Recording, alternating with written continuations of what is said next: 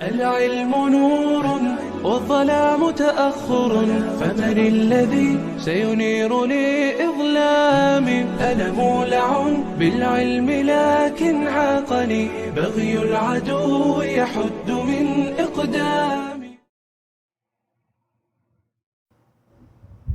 السلام علیکم ورحمۃ اللہ وبرکاتہ۔ عزیز طلبہ، میں معز الدین عثمانی مرکزی ازہری آپ کے سامنے حاضر ہوں علم صرف کے کچھ ابواب لے کر ایک نئے انداز میں، جن میں ہم پریکٹیکلی طور پر جانیں گے کہ علم صرف کے قواعد و اصول کیا ہیں اور انہیں کیسے اپلائی کیا جاتا ہے۔ تو آئیے آج اس کے پہلے درس کی شروعات کرتے ہیں۔ اور پہلا درس ہمارا، جیسا کہ آپ جانتے ہیں، کسی بھی علم کو، کسی بھی فن کو شروع کرنے سے پہلے اس کے کچھ مقدمات ہوتے ہیں اور کچھ ایسی باتیں ہوتی ہیں جنہیں جاننا ضروری ہوتا ہے۔ تو آئیے انہیں ہم آج کے درس میں مقدمے کے طور پر جانتے ہیں۔ تو علم صرف کا مقدمہ، اس میں 5 چیزوں کو ہم جانیں گے۔ سب سے پہلے علم صرف کی تعریف کیا ہے، پھر علم صرف کا موضوع کیا ہے۔ موضوع وہ چیز ہوتی ہے جس چیز سے اس فن میں بحث کی جاتی ہے۔ پھر اگر ہم کسی فن کو حاصل کر رہے ہیں، کسی فن کو سیکھ رہے ہیں، کسی علم کو حاصل کر رہے ہیں، تو اس کا فائدہ کیا ہے۔ تو تیسرے نمبر پر ہم اس علم صرف کے فوائد کو جانیں گے، اور پھر یہ علم اور یہ فن، اس کو وضع کرنے والا کون ہے، اس کو بنانے والا کون ہے، ایک فن کی صورت دینے والا کون ہے، اس کے بارے ہم جانیں گے۔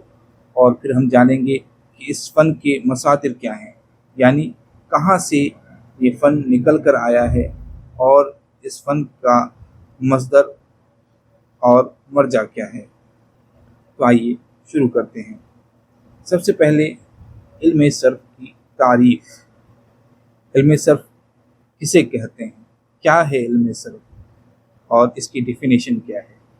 تو سب سے پہلے یہ بات یاد رکھیں کہ ہم جو بھی تعریفات بیان کریں گے اس کی عربی تعریف کو ہو بہو یاد کر لیں۔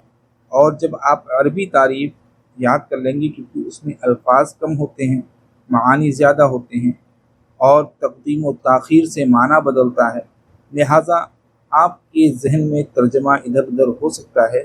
لیکن اگر عربی تعریف ہو بہو یاد ہے آپ کو، تو کبھی بھی اپنی زندگی میں آپ کبھی مغالطہ نہیں کھائیں گے اور کہیں پر دھوکا آپ کو نہیں ہوگا۔ تو سب سے پہلے علم صرف کی تعریف 2 طریقے سے کی گئی۔ علم صرف کی تعریف لغتاً اور اصطلاحاً۔ لغتاً یعنی ڈکشنری میں صرف کسے کہتے ہیں، تو آئیے جانتے ہیں۔ لغت میں، ڈکشنری میں لوگ کہتے ہیں صرف تغییر کو یعنی بدلنا، اور تحویل کو یعنی پھیرنا۔ 2 معنی میں صرف استعمال ہوا ہے لغت میں، تغییر بدلنا، تحویل پھیرنا۔ جیسے کہ اللہ تعالیٰ فرماتا ہے بعد اعوذ باللہ من الشیطان الرجیم من یصرف عنہ یومئذ فقد رحمہ۔ اس دن جس سے عذاب پھیر دیا جائے، ضرور اس پر اللہ کی مہربانی ہوئی۔ یہاں پر دیکھیں، پھیرنے کا معنی پایا جاتا ہے، یعنی عذاب اس کی طرف آ رہا تھا اور وہاں سے پھیر دیا گیا، یا آ چکا تھا اس کے اوپر سے پھیر دیا گیا، یعنی واپس کر دیا گیا، پلٹ دیا گیا، تحویل کر دیا گیا۔ اور دوسرا معنی جو آتا ہے تغییر، بدلنے کا، یعنی ایک چیز کو بدل دینا دوسری چیز سے۔ اصطلاح میں صرف کہتے ہیں هو علم يبحث فيها عن أبنية الكلمة العربية وصيغتها وبيان حروفها من أصالة أو زيادة أو حذف أو صحة أو إعلال أو إبدال۔ اب اس تعریف کو ہم ٹکڑوں میں سمجھتے ہیں۔ کہتے ہیں علم صرف کیا ہے، وہ علم یبحث فیہا، وہ ایسا علم ہے جس میں بحث کی جاتی ہے عن ابنیت الکلمۃ العربیۃ، عربی کلمے کی بنیاد سے، بناوٹ سے۔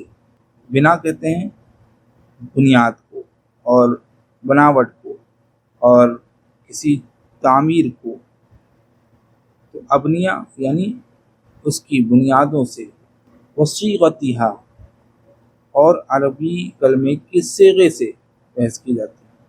اور کس سے بحث کی جاتی ہے؟ وبیان حروفہا، اور اس کی حروف کو بیان کیا جاتا ہے۔ کیسے؟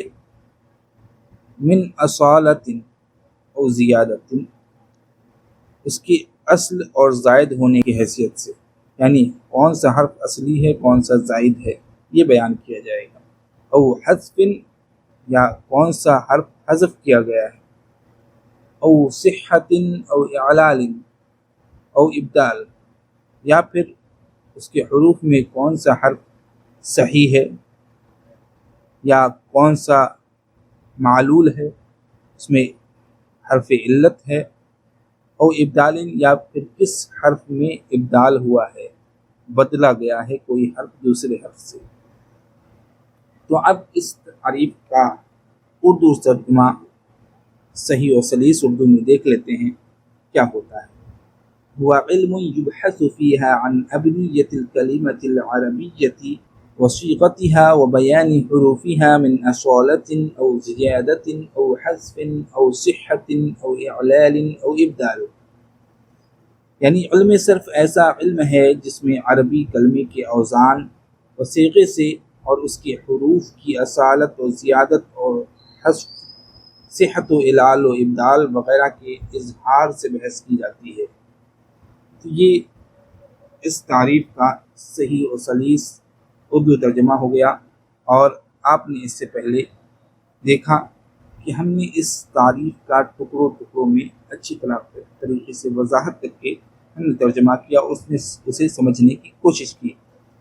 تو اب پتہ چلا کہ اس علم میں جو بحث ہوگی وہ عربی کلمے کی بنیاد سے ہوگی، بناوٹ سے ہوگی، اور لہٰذا اس میں جملے سے بحث نہیں ہوگی، بلکہ ایک کلمہ جو ہوتا ہے، ایک لفظ میں جو حروف ہیں اس سے بحث ہوگی، اس کے صیغے سے بحث ہوگی، اس کے حرف اصلی ہیں یا زائد ہیں، کتنے حرف اصلی ہیں کتنے زائد ہیں، اس سے بحث ہوگی، کون سا حرف اس میں حذف ہو گیا ہے اس سے بحث ہوگی، کون سا حرف صحیح ہے، کون سا معطل ہے، کون سا مضاعف ہے، یا پھر کہاں پر ابدال واقع ہوا وغیرہ وغیرہ۔ الغرض کسی بھی کلمے کے حروف میں جو تغیرات واقع ہوتے ہیں، جو ان کی اصل ہے اور ان کی حیثیت ہے، اس سے جو بحث ہوگی تو وہ علم صرف میں ہوگی۔ آگے چلتے ہیں، علم صرف کا موضوع کیا ہے؟ علم صرف کا موضوع اسماء عربیہ متمکنہ ہے اور افعال متصرفہ ہیں۔ تو اب یہ دو چیزیں علم صرف کا موضوع ہے۔ اسماء میں اسماء عربیہ متمکنہ ہے، لہٰذا وہ اسم جو عربی نہ ہو عجمی ہو اس سے بحث نہیں ہوگی، اور اسماء مبنیہ سے بحث نہیں ہوگی۔ اور دوسرا موضوع ہمارا افعال متصرفہ ہیں، لہٰذا وہ افعال جو متصرف نہیں ہیں، جو افعال جامدہ ہیں، ان سے بحث نہیں ہوگی، اور ان کلمات سے بھی بحث نہیں ہوگی جن کی اصل 3 حرف سے کم ہو۔ یعنی کوئی بھی کلمہ جس کی اصل 3 حروف ہو، پھر اس پر یہ اپلائی کیا جائے گا کہ وہ اسماء عربیہ متمکنہ میں سے ہو یا پھر وہ افعال متصرفہ میں سے ہو۔ تو جب یہ دو چیزیں پالی جائیں گی، بعد اس کے کہ وہ کلمہ ایسا ہو کہ جس کی اصل 3 حروف یا 3 حروف سے زائد ہو۔ اب اس علم کے فوائد کیا ہیں کہ اگر ہم علم صرف سیکھ لیں گے تو ہمیں کیا فائدہ حاصل ہوگا؟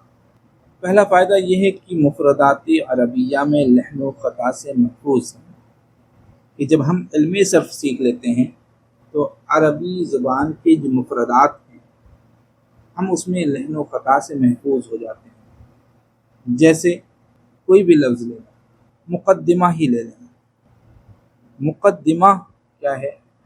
ہم لوگ اپنے اردو زبان میں اکثر کہہ دیتے ہیں مقدمہ، مقدمہ۔ تو جب ہم علم صرف سے اچھی طرح واقف ہو جائیں گے تو ہم مقدمہ کو مقدمہ ہی کہیں گے، مقدمہ نہیں کہیں گے اور نہ ہی مقدمہ کہیں گے۔ کیوں؟ کیونکہ ہم اس لفظ کی حرکات اور سکنات سے واقف ہیں، اس میں کہاں پر کون سا حرف حذف ہے یا مضاعف ہے ہمیں معلوم ہے، اور کون سا حرف کس وزن پر ہوگا یہ ہمیں معلوم ہے۔ تو جب ہم یہ جان لیں گے تو ہم مقدمہ کو مقدمہ ہی کہیں گے، مقدمہ اور مقدمہ نہیں کہیں گے، لہٰذا مفردات عربیہ میں لحن و قطع سے ہم محفوظ ہو جائیں گے۔ دوسرا فائدہ کیا ہے؟ عربی کتابت میں لغوی قانون کی موافقت کریں گے۔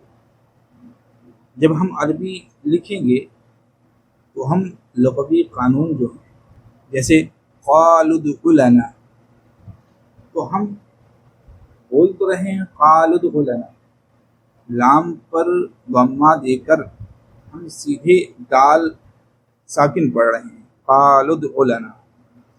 اب بیچ میں واو بھی ہے اور دو الف ہیں، ایک الف واو جمع کے بعد جو آتا ہے وہ ہے، اور ایک الف ادعو میں دال سے پہلے جو فعل امر کے لیے لگایا جاتا ہے حمزہ وصل وہ ہے، تو ایک الف اور ایک حمزہ وصل یہ چھوٹ رہا ہے۔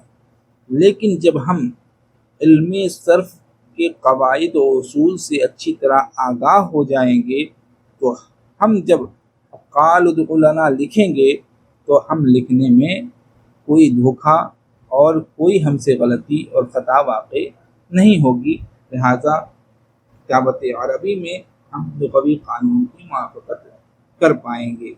ورنہ بہت سے حفاظ کرام، بلکہ میں یہ کہوں کہ ہمارے معاشرے میں، ہندوستانی معاشرے میں 90% حفاظ کرام جو حافظ ہیں، اچھے حافظ ہیں، بہت اچھا قرآن یاد ہے، انہیں پڑھنے میں کہیں کوئی غلطی نہیں کرتے، لیکن اگر صرف 3 آیتیں ان سے لکھنے کے لیے کہہ دی جائیں تو وہ بہت ساری غلطیاں کریں گے، اور یہاں تک کہ اگرچہ وہ عالم بھی ہیں لیکن اگر علم صرف مضبوط نہیں ہے تو وہ قرآن کی آیتوں کو لکھنے میں خطا اور لحن کا شکار ہو جائیں گے۔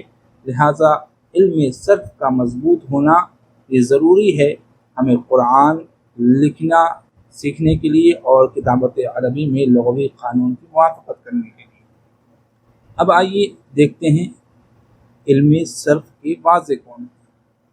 علم صرف کے بارے میں فرمایا گیا کہ علم صرف کے وضع کرنے والے حضرت ابو الاسود علی رضی اللہ تعالی عنہ ہیں، جنہوں نے حضرت علی کرم اللہ وجہہ الکریم کے ارشادات کے مطابق اور آپ کے رہنمائی کے مطابق علم صرف کو وضع کیا، اس کے قوانین وضع کیے۔ لہٰذا اب جاننا ہمیں یہ ہے کہ علم صرف جو ہے اس کے مصادر کیا ہیں، مراجع کیا ہیں، قانون کہاں سے نکالے گئے۔ ایسا تو نہیں ہے کہ پہلے علم صرف کو وضع کیا گیا، علم نحو کو وضع کیا گیا، پھر عربی زبان آئی، نہیں، پہلے زبان آتی ہے پھر اس کے قانون بنتے ہیں، لہٰذا پہلے زبان عربی آئی اور پھر اس کے قوانین مارز وجود میں آئے۔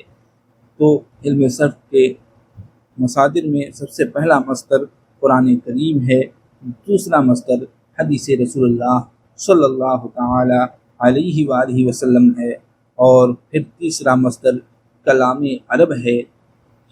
اہل عرب جو اصیل عرب تھے ان کا کلام دیکھا جاتا ہے، ان کے کلام سے الفاظ کو لیا جاتا ہے، کلمات کو لیا جاتا ہے، پھر ان کلمات پر ریسرچ کی جاتی ہے اور پھر اس سے کوئی قانون مرتب کیا جاتا ہے، جس قانون پر تمام کلام عرب متفق ہو جاتے ہیں، الا ماشاء اللہ کہ انہیں اگر 1-2 کلمات اس قانون پر کھرے نہیں اترتے ہیں تو انہیں شاذ قرار دیا جاتا ہے، اس کی وجہ سے قانون میں پھیر بدل نہیں کیا جاتا ہے۔ لہٰذا علم صرف کے جو مصادر ہیں وہ یہ 3 چیزیں ہیں: قرآن کریم، حدیث رسول اللہ صلی اللہ تعالیٰ علیہ وآلہ وسلم اور کلام عرب۔ آج کے درس میں مقدمے کے طور پر چند باتیں بیان کی گئیں۔ اللہ تعالی ہماری اس کاوش کو قبول فرمائے۔ اللہم علمنا ما ينفعنا وانفعنا بما علمتنا وزدنا علما۔